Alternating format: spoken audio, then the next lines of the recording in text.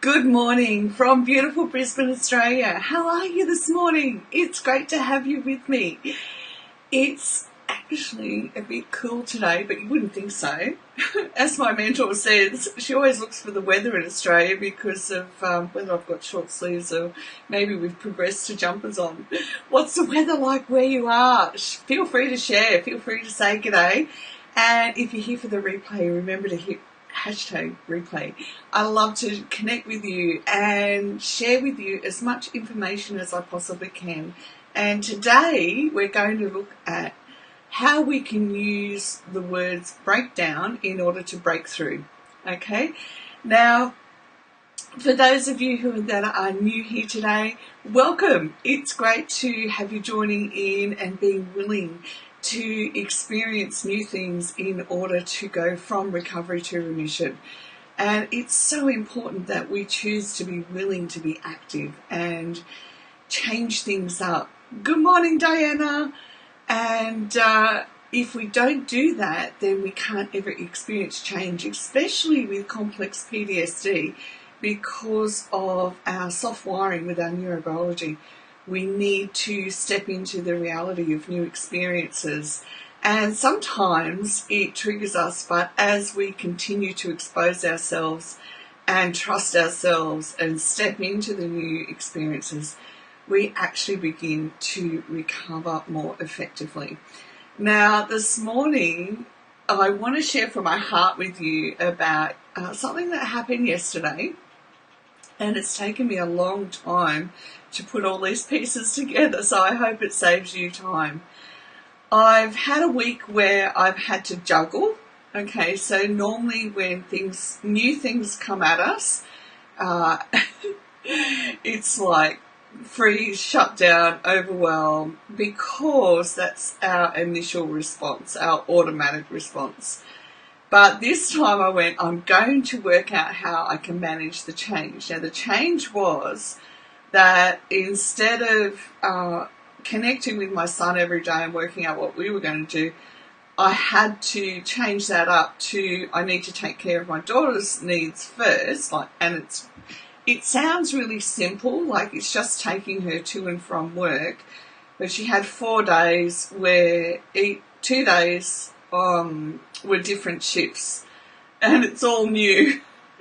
And when it's all new, I'm aware that taking in new information, doing new things at a new time, it all impacts not only the psychological aspects, but the deeper neurobiological aspects.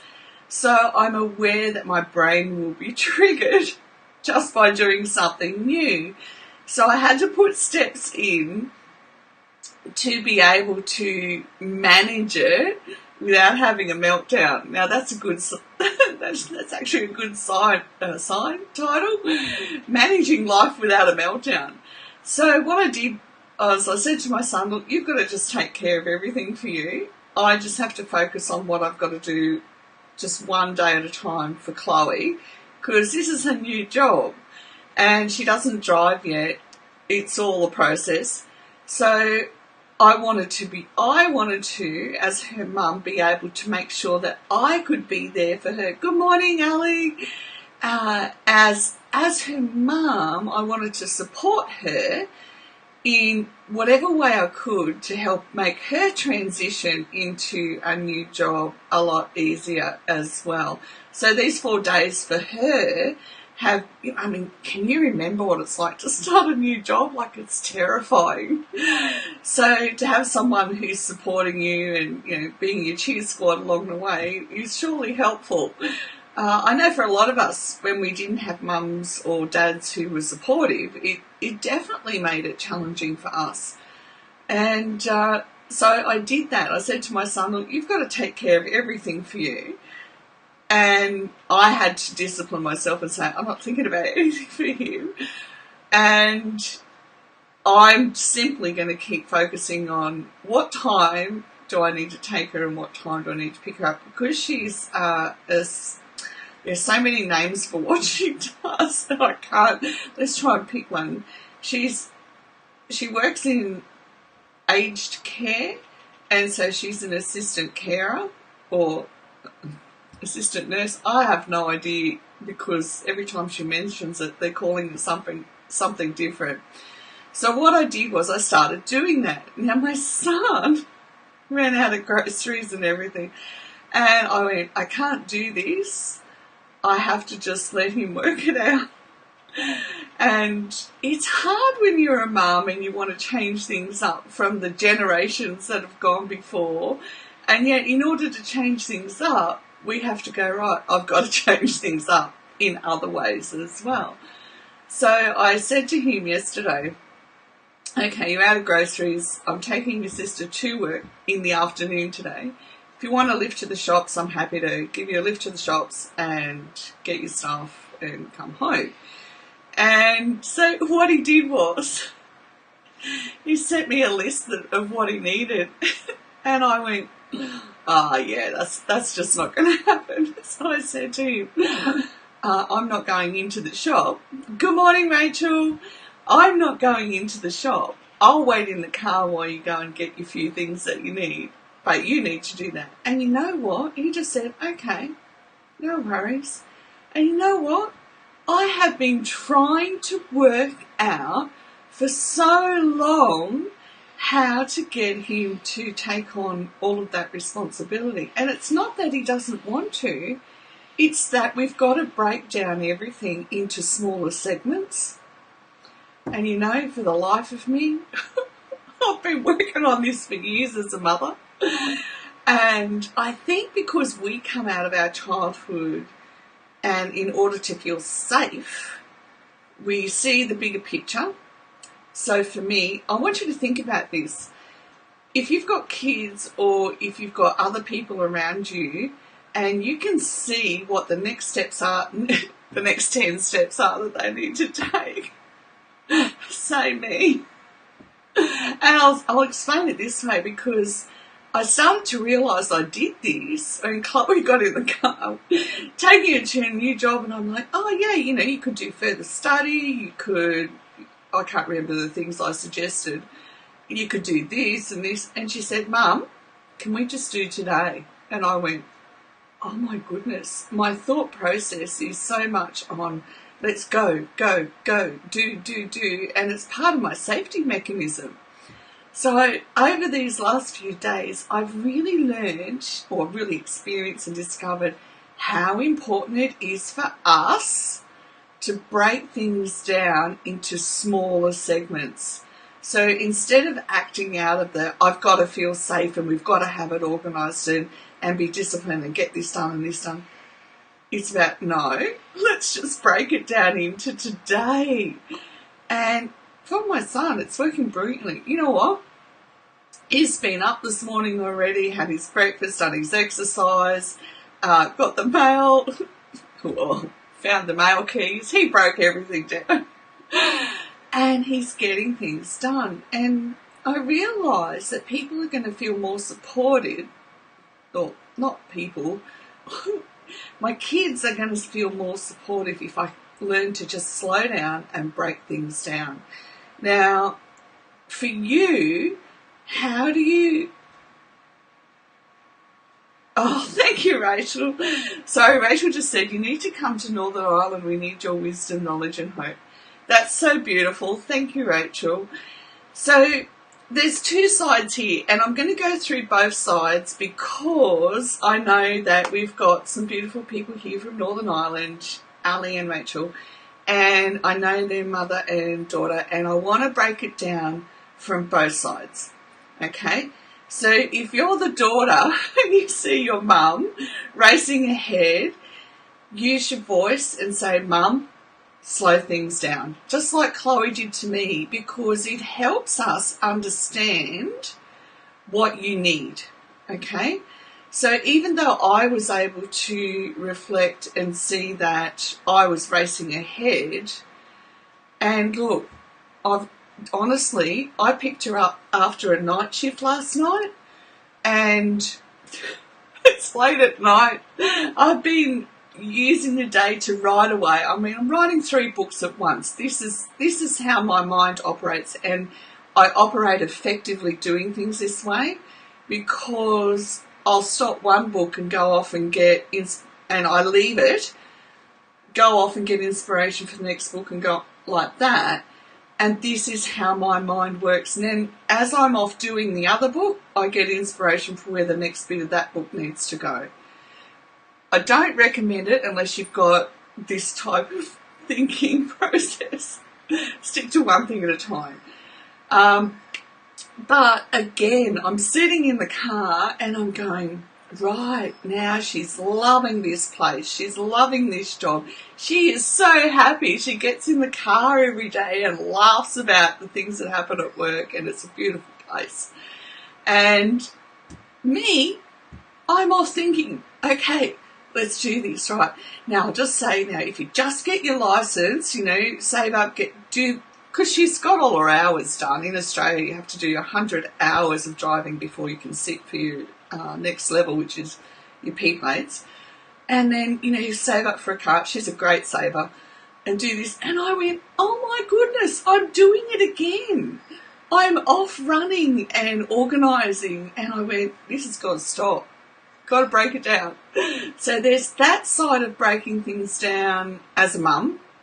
And there's, let's just do the one next step. So it's a very mindful approach as well, and it's less anxiety producing. So whether it's you as the mum or you as the child, it's less anxiety producing to break things down. And when I realised this, that if I could slow down and break things down for my son, it's going to build him up internally as well, because it gives him the confidence that he doesn't have to race ahead like, I've got 10 steps planned out already, let's do this. Sorry, I do. I'm like, let's go. I get all excited.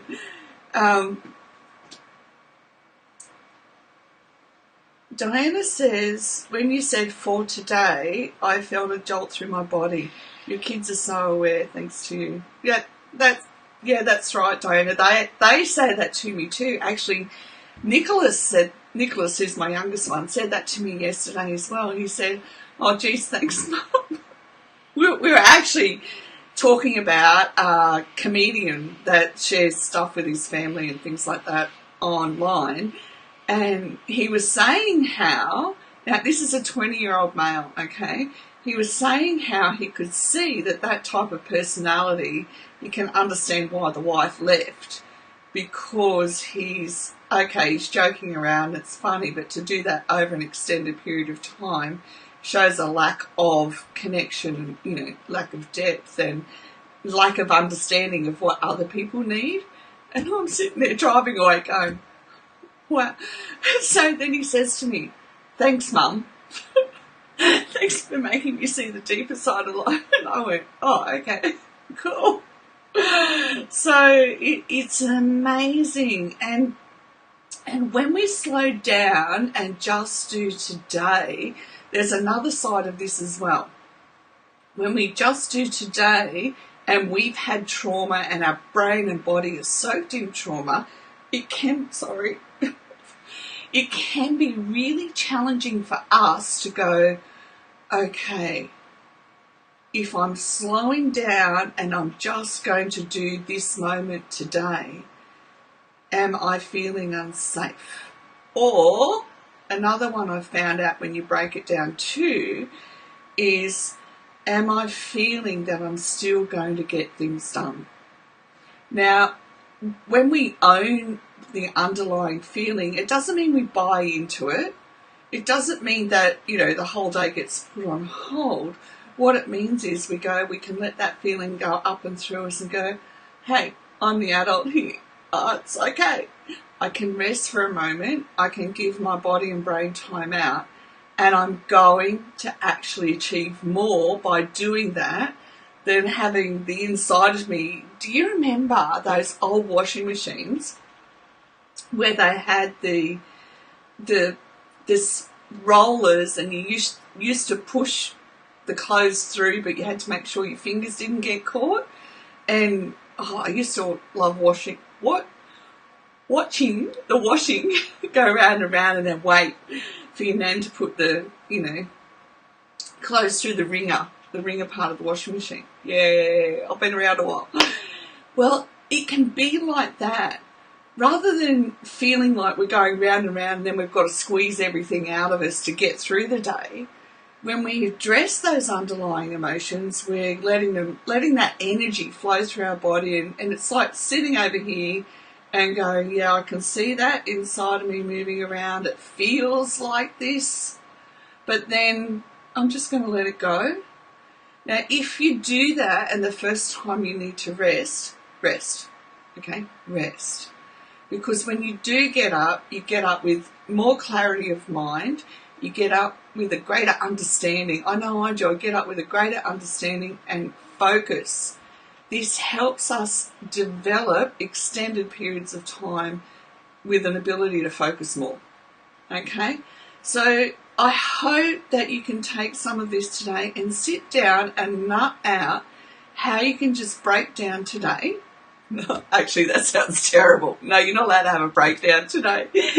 How you can break down the elements of today into bite-sized chunks so that it eases the pressure that we put on ourselves, and then it gives us a deeper awareness or a different perception even of what we can do and how we can go about today. All right? Ali says, this is so very true. We all need to slow down. The life is so busy. That is so true, Ali. It is so true. Busier. And then also with complex trauma, it can feel like we're always running as well. Like we're running to keep up, running to get going, running internally. It's almost like that. There used to be a picture that went around years ago of someone, like an outline of a person, and then on the inside that there was a little mouse on a treadmill going round and round. You know, if I move, it's like the perception of if I move quicker, more will happen. But that's not true. It's if I'm more mindful of what I'm doing and slow down, then not only do we get to enjoy the experience of today, we get to increase our output as well, which is amazing. We don't think or we don't believe it works that way, but it actually does. Yeah. Diana, life is a metaphor. Yeah. We'll see. Thanks for joining in, beautiful ladies. It's wonderful to have you here this morning. I'm sorry I kept you a bit longer this morning, but it was just the breakthrough of everything as it all came together this week was just amazing. And I've done a lot of study and a lot of work and a lot of reading, and I've not come across anyone explaining it in this manner. So I know that it will help. And add your sense of humour, okay? Sense of humour is a must. So today you're allowed to walk around saying, I'm going to break down and laugh because you know it's funny, because what you mean is I'm going to break down how I need to go about my day into bite-sized chunks instead of believing I have to have it all done today. Okay? It's breakdown day. And I'm not making light of when you have a breakdown. I've been there. I've been to that space where I was bedridden for 2.5 years, and I tell you, a sense of humour will get us through a lot of this, okay? Rachel says, I feel like I'm on a wheel sometimes, then suddenly a stone gets stuck in it and I go flying into a brick wall. I hope you're having a giggle because I got a real visual of that and I could just see me going splat against a brick wall. I know, right? And it feels like we get derailed all the time. And, Rachel, one of the things that I noticed as well in the same context is that I was losing chunks of time when I get derailed. I wouldn't realise that it's a real freeze response. So when if you can identify that feeling, then what I want you to do is go, right, I want to start plotting on a chart when I'm feeling that, in order that you are then able to go back and begin to break down the events that led to that.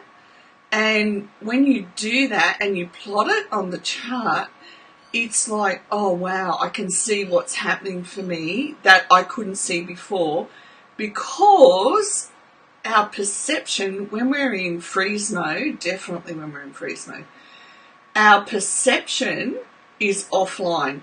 So when I talk about offline, think about your computer, and if one bit doesn't work, we're offline. We're gone. Like, it doesn't gel together. And that's what our brain's like. We need our prefrontal cortex online with our limbic system so that we can have things like perception, focus, empathy, so much more. And so just do that one. If you do that one thing, then it brings into your awareness a whole different aspects that you can begin to work with as well. And it will take your recovery journey further along, definitely. Diana says, running internally right now, something I heard and I'm having a reaction. Don't know what though. Same for you, Diana. Plot it, okay? Now, I'll show you what I mean. Just give me 2 seconds here. I have a week to our opening diary. Pardon me, I'll write everything down. But what you can do is, my week to our opening also has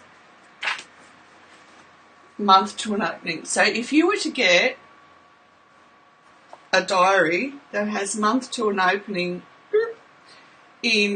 on one page, then you're going to begin to plot, okay, that happened then. Now, what happens is, because you're plotting it and you're writing it down, you actually go, right, I can leave that there now. If you don't write it down and you don't give it that bit of attention, then what happens is we stick to it like glue because we want to work it out. We've got to work it out. So plot it on a calendar, let it go and do the one next thing that you need to do. And then as you begin to plot it, your perception can come back online because you've been triggered, okay? And you will then be able to begin to recollect the things that came up to it. It's like allowing yourself to breathe, and in your heart center, it's like going, right, I can now see what's happening, all right? And me. You're welcome, Rachel. Okay, gang, I've really got to go this morning because I'm actually talking in church on Sunday night and about Everyone Matters, so I've got to go and do some writing about that, plus some more in the 3 books. I love you all heaps, and I sincerely appreciate you coming along and joining in as well. Have the most gorgeous day or evening wherever you are in the world, and wherever you are that you find me, hit subscribe, hit follow, and let's connect. Okay, you're welcome. All right, bye for now.